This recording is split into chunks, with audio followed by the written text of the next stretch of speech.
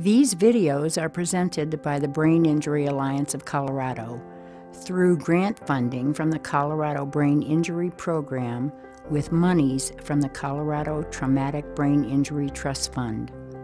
We would like you to remember this series is directed toward a wide audience, from those who have suffered a mild concussion that may dissipate quickly to those who have suffered a moderate to severe injury. Please remember that each case is different. Some symptomology may disappear quickly. For others, the effects of the injury may be more long-term.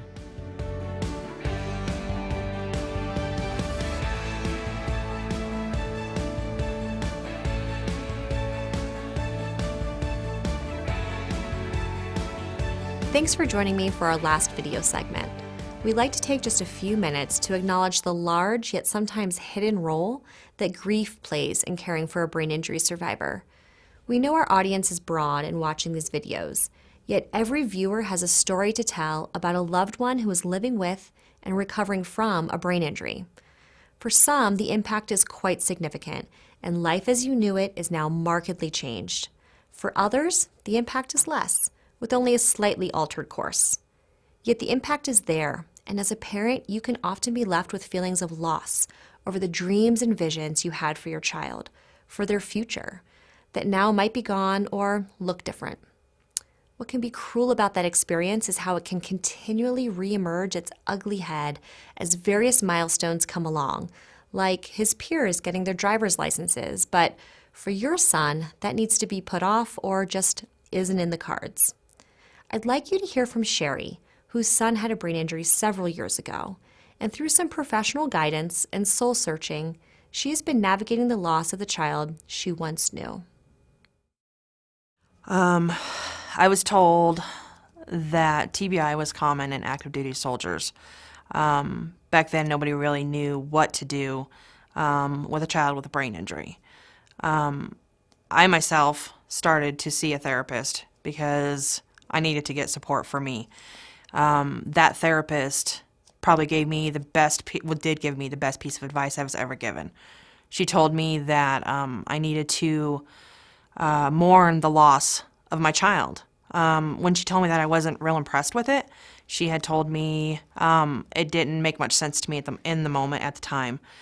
That was actually probably the best piece of advice I was ever given. She told me that I needed to do that because the child that I had was no longer, that I had a new child, a different child, not bad different, but just a different child. Once I got over the anger of her telling me that, it made sense to me. It was the best piece of advice I was ever given.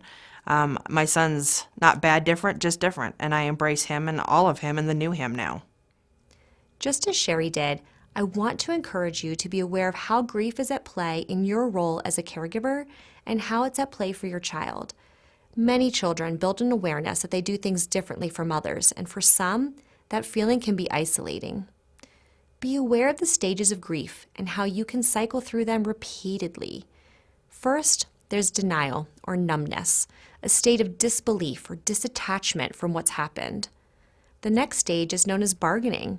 This stage may involve consistent thoughts about what could have been done to prevent the situation, or things you want to do to try to alter the reality. Next is referred to as depression, when a person realizes the extent of the situation. This can result in sleep and appetite changes, lack of energy and concentration, crying, feelings of loneliness, emptiness, or isolation. Then the stage of anger can set in. This is a state of resentment at what's happened, leaving you feeling helpless and powerless. Finally, acceptance. This is when you're able to come to terms with all the feelings and accept that the brain injury has occurred, and are able to integrate this acceptance into your new reality. And like I said earlier, you can cycle through these stages over and over and over again. It's important to also bear in mind that everyone experiences their grief process uniquely, and there's no one right or wrong way to navigate your way through. Even though you and your spouse, for example, are both caring for your child, you might each be at different stages of grief and reach different levels of acceptance. These unique paths can become divisive at the very time when you need to be united. Seek support like Sherry did. honor your feelings and be aware of how you're coping.